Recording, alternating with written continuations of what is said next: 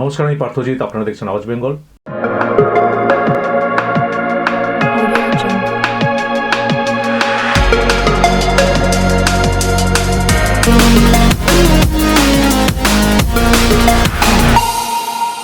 বাংলাদেশে সংখ্যালঘু নির্যাতন বন্ধ হচ্ছে না, আরও চরম আকার ধারণ করেছে। হিন্দুদের উপর নির্যাতন আরও বেড়েছে। এখন অন্যভাবে হিন্দুদের উপর নির্যাতন চলছে। সরকারি যারা কর্মচারী দীর্ঘদিন ধরে আছেন তাদের বেছে বেছে চাকরি থেকে বহিষ্কার করা হচ্ছে। সম্প্রতি বিসিএস মানে বাংলাদেশ সিভিল সার্ভিসের যে মেধা তালিকা প্রকাশ হয়েছিল, তো তার মধ্যে 268 জনের বা 270 জনের মধ্যে 170 জনের মতোই হিন্দু ক্যান্ডিডেট তারা নির্বাচিত হয়েছিলেন। তাদেরকে লিস্ট থেকে বাদ দিয়ে দেওয়া হয়েছে। অর্থাৎ হিন্দু নির্যাতন, সংখ্যালঘু নির্যাতনটা কোন পর্যায়ে পৌঁছেছে সেটা এটা দেখলে বোঝা যায় যে আমাদের যেমন আইসিএস, আইএএস বা আইপিএস, ইউপিএসসি মাধ্যমে যে পরীক্ষা নেওয়া হয়, তো বাংলাদেশে হচ্ছে বিসিএস, বাংলাদেশ সিভিল সার্ভিস, সর্বোচ্চ ক্যাডারের সর্বোচ্চ পোস্টে, আমলার প্রশাসনিক পোস্টের জন্য এই পরীক্ষা নেওয়া হয় বাংলাদেশ সিভিল সার্ভিস। সেখান থেকেও কিন্তু সম্পূর্ণ অগণতান্ত্রিকভাবে হিন্দু ক্যান্ডিডেটদের বাদ দেওয়া হয়েছে এবং যারা দীর্ঘদিন ধরে সরকারি কর্মচারী রয়েছেন তাদেরকেও টার্গেট করা হচ্ছে সমস্ত ক্ষেত্রে। কদিন আগে খ্রিস্টান পরিবারদের অনেক বাড়ি জ্বালিয়ে দেওয়া হলো 25 ডিসেম্বরের আগে। সমস্ত জায়গা থেকে প্রতিবাদে ঝড় উঠছে।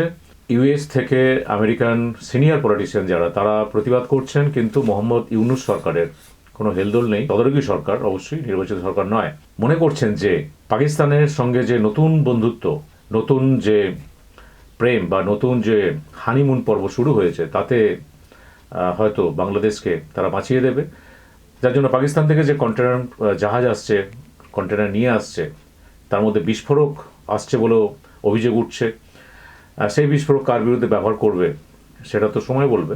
কিন্তু বর্তমানে বাংলাদেশের যে পরিস্থিতি, সেখানে হিন্দুদের উপর নির্যাতন সেটা যে জায়গায় পৌঁছেছে, তার জন্য আমি আগের পর্ব বলেছিলাম যে মোদি অমিত শাহ যেহেতু নিজেদের বলেন যে আমরা হিন্দুদের মশিয়ায়, হিন্দুদের স্বার্থ রক্ষার জন্য আমরা কাজ করি, এবং অবশ্যই আরএসএস সব থেকে বড় সংগঠন বলা হয়, সেই আরএসএস এর যে সরকারের উপর একটা প্রভাব আছে, সেই প্রভাবের জন্যই কিন্তু আরএসএস এর প্রেসার দেওয়া উচিত ছিল যে বাংলাদেশে হিন্দুদের উপর যে অত্যাচার হচ্ছে তার প্রতিবাদ করা শুধু নয়, আরও কঠোর কোনো ব্যবস্থা নেওয়া যাতে বাংলাদেশি হিন্দুদের উপর অত্যাচার বন্ধ হয়। যেমন চিন্ময় প্রভুর যে জামিন হলো না, প্রতিবাদে ঝড় উঠেছে।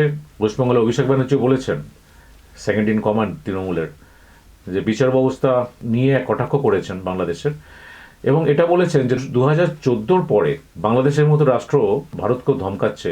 তার মানে পরিষ্কারভাবে মোদী সরকারের এগেনস্টে অভিযোগ তুলছেন, এবং এই মোদী সরকারের বিরুদ্ধে যখন অভিযোগ তুলছেন, তো মোদী সরকারের যে মোদীর দলের বা মোদী অমিত শাহের দলের যে বিজেপি ওয়েস্ট বেঙ্গলে, তাদের যে প্রতিবাদ তারা চালাচ্ছে, কিন্তু তার ফলে কোনো প্রভাব পড়েনি।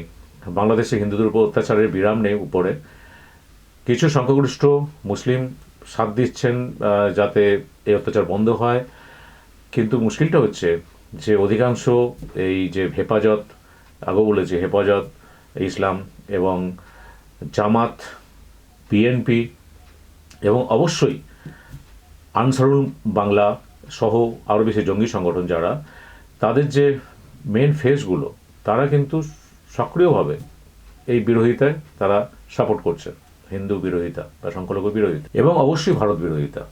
এবং সেইখানে আরেকটা ব্যাপার উল্লেখযোগ্য, সেটা হচ্ছে যে বাংলাদেশে কিন্তু এই মুহূর্তে আইন শৃঙ্খলা বলে কিছু নেই। বাংলাদেশ আর্মিও কিন্তু ভয়ে কাঁপছে আরাকান আর্মির জন্য। এর আগে আরাকান আর্মি নিয়ে একটা পর্বে আমি বলেছি। এখন বাংলাদেশের যে নিরাপত্তা উপদেষ্টা, সেও কিন্তু স্বীকার করছেন যে চট্টগ্রাম সংলগ্ন যে অঞ্চলটা, সেখানে সীমান্তে, সেখানে আজকে আরাকান আর্মির দখলে, যে কোনো সময় প্রবেশ করতে পারে এবং চট্টগ্রাম অনেক অংশ দখল হয়ে যেতে পারে। বাংলাদেশ আর্মির কিন্তু সেই ক্ষমতা নেই যে তাদেরকে কাউন্টার করা, অথচ ভারত বিরোধিতা করতেই হচ্ছে। তার কারণ হচ্ছে আভ্যন্তরীণ রাজনীতি। পাকিস্তানের মতো যেভাবে ভারত বিরোধিতা করে থাকে, ঠিক একইভাবে এই কট্টরপন্থী মুসলিম যারা আছে তারা কিন্তু কন্টিনিউ করছে, এবং যারা হিন্দু নাগরিক বাংলাদেশের, তাদেরও কিন্তু ভারতীয় বলে তাদের উপরে আক্রমণ নেমে আসছে। কিন্তু বাংলাদেশ হওয়ার জন্য কিন্তু যেমন মুসলিমরা লড়েছেন, মুক্তিযোদ্ধা, ঠিক একইভাবে হিন্দু মুক্তিযুদ্ধ প্রচুর ছিলেন। এখন তারা ইতিহাসটাকে ভুলিয়ে দিচ্ছেন।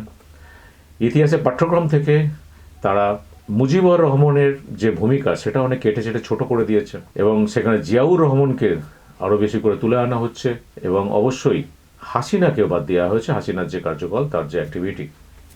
অথচ হাসিনার সময় কিন্তু জিডিপি যে রেট সেটা কিন্তু 2018 পর্যন্ত, তার আগে যে সময়কাল এবং 2018 পর্যন্ত সেটা জিডিপি রেট কিন্তু অনেক ভালো হয়েছিল বাংলাদেশে। তারপর থেকে আস্তে আস্তে গ্রাফটা নামতে থাকে।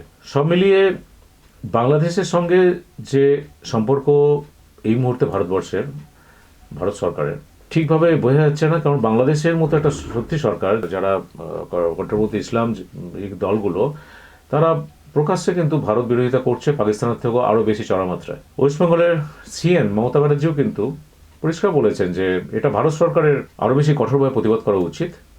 অন্য দিক থেকে উনি ঠিকই বলেছেন, কিন্তু ওয়েস্টবেঙ্গল বিজেপির পক্ষে এটা কিন্তু খুব মুশকিলের ব্যাপার হয়ে দাঁড়ালো, এই কারণে যে এই যে বাঙালি হিন্দুদের উপর যে অত্যাচার হচ্ছে বাংলাদেশি হিন্দুদের উপরে, তাদের প্রচুর আত্মীয় স্বজন এপার বাংলায় রয়েছেন, এবং তারাও কিন্তু ভোটার, এবং অনেকে বিজেপিকে ভোট দিয়েছেন। কিন্তু তাদের এই ভূমিকা সর্বোচ্চ নেতৃত্বের, বা ভারত সরকারের যে ভূমিকা, বা বিজেপির সর্বোচ্চ নেতৃত্বের, সেটা দেখে কিন্তু সামনে 2026 ইলেকশন কিন্তু এটাও এখন থেকে বলে দিতে পারি যে বিজেপির জন্য কিন্তু সেটা খুব একটা রেজাল্ট ভালো হওয়ার কথা নয়, আরও খারাপ হবে রেজাল্ট। তার জন্য সম্পূর্ণভাবে দায়ী থাকবে মোদি এবং অমিত শাহ সরকারের এই আপাত নিষ্ক্রিয়তা। বাংলাদেশি হিন্দুদের উপর যে অত্যাচার হচ্ছে, আজকে আমেরিকায় যখন নিউ অরলিয়ান্সে যেখানে সন্ত্রাসবাদী হামলাতে, জঙ্গি হামলাতেও বেশ কিছু মানুষের ক্ষতি হয়েছে, তার প্রতিবাদ করছে মোদি সরকার কঠোরভাবে।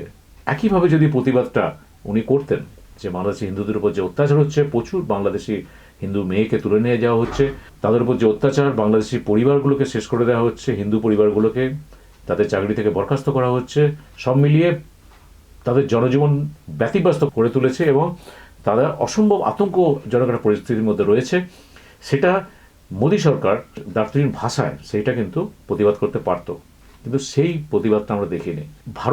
ভারতবর্ষের এই মুহূর্তে বর্তমান সরকারের যে আপাতত যে শক্তিশালী যে একটা যে চেহারা সামনে, সেটা কিন্তু ভেঙে গেল।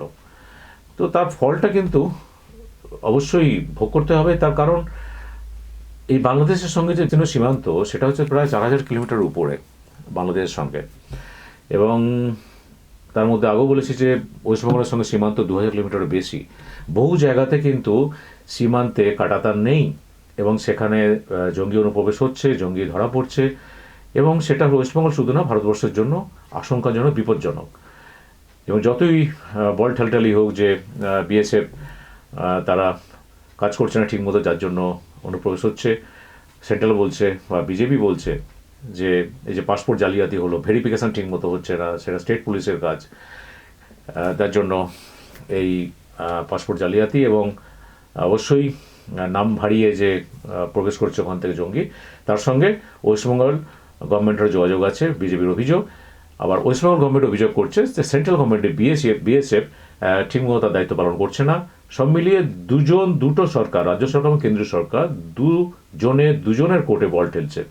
মাঝখান থেকে ক্ষতিগ্রস্ত হচ্ছে ওয়েস্টবেঙ্গলের বাঙালি এবং অবশ্যই ভারতবাসী। সব মিলিয়ে পরিস্থিতি বেশ জটিল, কারণ সামনে যতক্ষণ নির্বাচিত সরকার আসছে বাংলাদেশে, কি রূপ নেবে এই অগণতান্ত্রিক যে স্বৈরতান্ত্রিক সরকার, যেভাবে হাসিনাকে তাড়ানো হলো স্বৈরতান্ত্রিক সরকার বলে, নির্বাচিত সরকারকে তাকে তাড়িয়ে দেওয়া হলো, তার থেকেও বেশি অগণতান্ত্রিকভাবে, তার থেকেও বেশি স্বৈরতান্ত্রিক যে সরকার রূপ এই আমরা পাচ্ছি মোহাম্মদ ইউনূসের, এবং তাদের সমন্বয়ক যারা, অনেকে তাদের মানুষ যারা, তাদেরই বাংলাদেশের অনেকে যারা নির্বাসিত, অনেকে যারা প্রতিবাদ করছেন, তারা মগননায়কও বলছেন। তো এই গ্রুপটা, এই যে টিম নেতৃত্বে যে আজকে অরাজকতা, বিশৃঙ্খলতা, এটার অবসান খুব তাড়াতাড়ি হোক, এটা আমরা চাইব।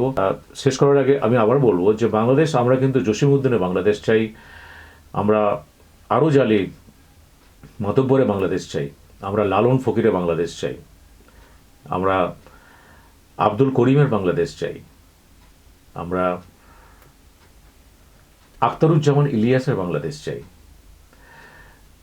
আমরা অবশ্যই রবীন্দ্র নজরুলের বাংলাদেশ চাই, মানে সম্প্রীতির বাংলাদেশ চাই, সুফি হিসেবে বাংলাদেশ চাই, যে বাংলাদেশকে আমরা নিজেদের বলে মনে করি, এই বাংলাদেশকে নয় যে কট্টরপন্থী পাকিস্তানপন্থী এই বাংলাদেশ। আজকে আমি আমার সংক্ষিপ্ত বিশ্লেষণ শেষ করছি।